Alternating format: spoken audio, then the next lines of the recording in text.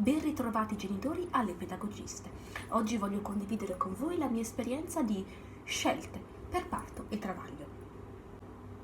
Alcune delle scelte importanti, essendo io mamma all'estero: 1.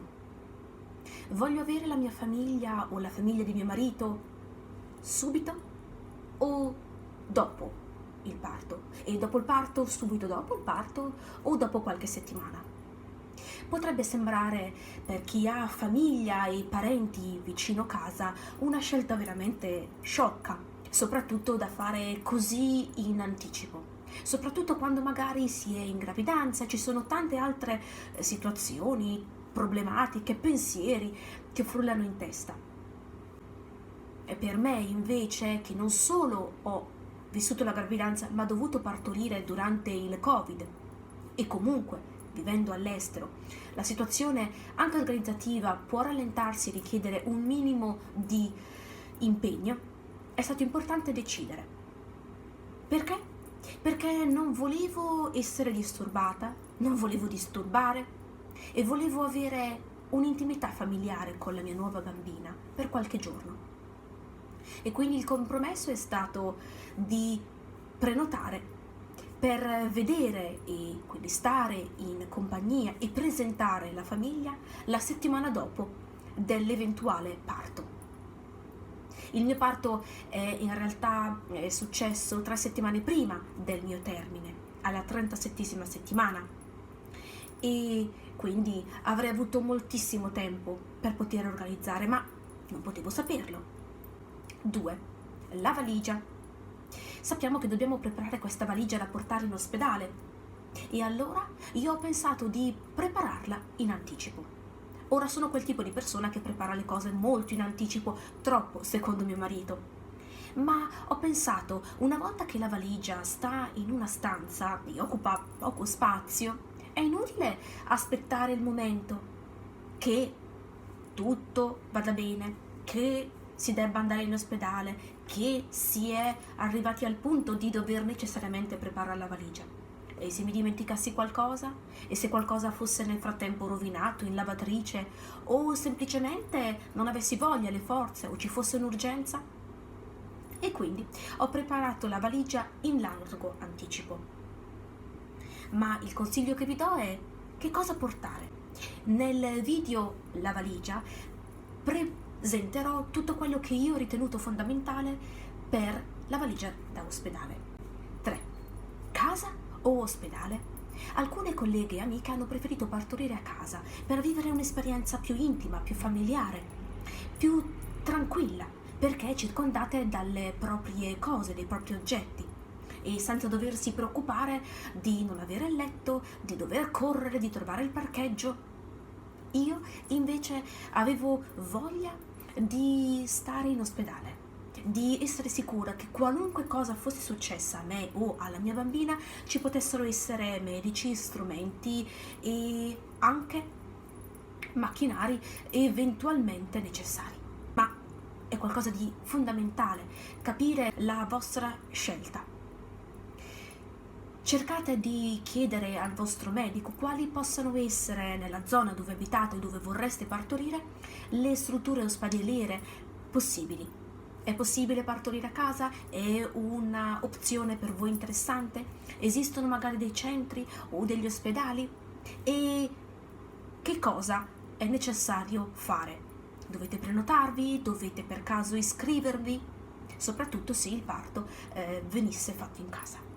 5. Che tipo di parto volete? Io ho voluto un parto naturale, senza epidurale e vaginale. Ovviamente ero consapevole che questa era soltanto un'idea e che non necessariamente la mia condizione o il fatto, se volete chiamarlo, avrebbe permesso che questo avvenisse. E quindi, quando mi veniva posta la domanda come vorresti il tuo parto, dicevo: mi piacerebbe che fosse il più naturale possibile, ma ogni parto, purché la mia bambina e io siamo bene, andrà bene. E sembra sciocco, ma era un autoconvincimento. Non era così importante per me vivere un determinato tipo di parto. L'importante è che qualunque parto venisse vissuto serenamente e in piena salute per la mia bambina e per me. Mi sarebbe piaciuto molto anche un parto in acqua, mi piaceva l'idea del passaggio da acqua, sacco amniotico, a acqua vasca. E poi nel momento in cui ho dovuto partorire me ne sono completamente dimenticata, quindi non fatevi cruccio, non fissatevi troppo, perché le condizioni o i vostri desideri potrebbero per varie esigenze modificarsi, ma fate sì di sapere quali sono le strutture che presentano e che permettono il tipo di parto che voi vorreste attuare. È possibile avere un parto in acqua nell'ospedale o nella casa dove vorreste partorire? È possibile per caso avere quel tipo di tecnica, quel tipo di posizione? Informatevi in modo tale da poter essere preparate e di agire di conseguenza. Epidurale sì o epidurale no? Io volevo un parto naturale, ma se fosse stato necessario l'epidurale, la volevo lo stesso o no? E io ho optato per sì. Ho firmato quindi un documento che nell'ospedale dove volevo essere seguita presentava per avere eventualmente l'epidurale. Informatevi quindi nell'ospedale o nella struttura che volete vi accolga se ci sono delle azioni, dei documenti o delle richieste che dovete fare, in modo tale che tutto sia organizzato in anticipo e che non si debba correre, soprattutto non sapendo quando effettivamente il bambino è pronto per nascere. 6. Volevo avere la possibilità di scegliere il mio parto e quindi mi ero informata su quali tecniche potessero essere attuate e sulle quali potevo avere controllo.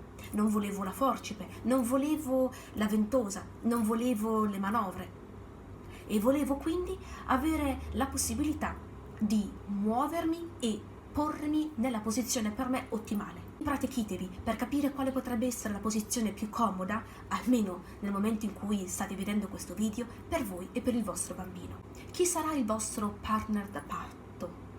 È il vostro marito? È una vostra amica? La vostra mamma? Il vostro papà? Chiunque esso sia, fate sì che sappia che cosa voi vogliate e che cosa voi invece non vorreste, che cosa vi fa paura. Avete firmato dei documenti? Vorreste l'epidurale o no? Vorreste un determinato tipo di approccio? Vorreste magari che venissero fatti su di voi dei massaggi rilassanti?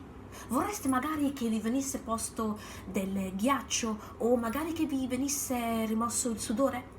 Fate sì di fare una bella chiacchiera col vostro partner da parto in modo tale che siate in linea e che possa essere per voi portavoce. 8. Preparatevi a che nome potreste dare al vostro bambino o bambina. Io ho voluto pensare a tutti quei nomi che mi sarebbero piaciuti e ho pensato di chiedere a mio marito di fare altrettanto e poi di unire le due liste e vedere se ci fosse stato qualcosa in comune. Qualunque scelta voi vogliate o vogliate prendere in considerazione, fate sì che la stiate vivendo il più serenamente possibile. Ricordatevi, la gravidanza è vostra, fate sì che sia la migliore. E anche per oggi è tutto, grazie per averci seguito e alla prossima.